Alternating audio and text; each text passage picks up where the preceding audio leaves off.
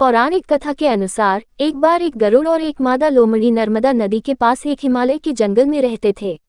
दोनों ने कुछ महिलाओं को पूजा करते और उपवास करते देखा और खुद भी इसे देखने की कामना की। उनके उपवास के दौरान लोमड़ी भूख के कारण बेहोश हो गई और चुपके से भोजन कर लिया। दूसरी ओर चील ने पूरे समर्पण के साथ व्रत का पालन किया और उसे पूरा किया।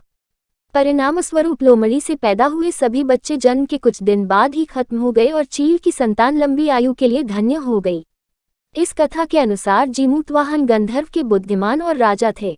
जीमूतवाहन शासक बनने से संतुष्ट नहीं थे और परिणामस्वरूप उन्होंने अपने भाइयों को अपने राज्य की सभी जिम्मेदारियां दी और अपने पिता की सेवा के लिए जंगल में चले गए। एक दिन जंगल में भटकते हुए उन्हें एक बुढ़िया विलाप करती हुई मिलती है।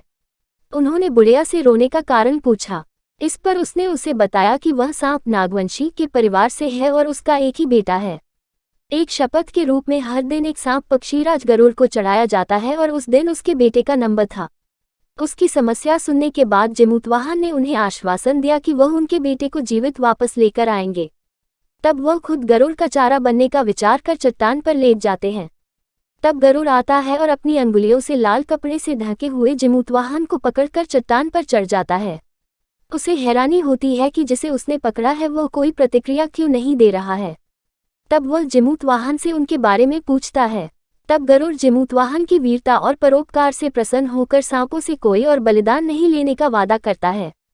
मान्यता है कि तभी से ही संतान की लंबी उम्र और कल्याण के लिए जितिया व्रत मनाया जाता है।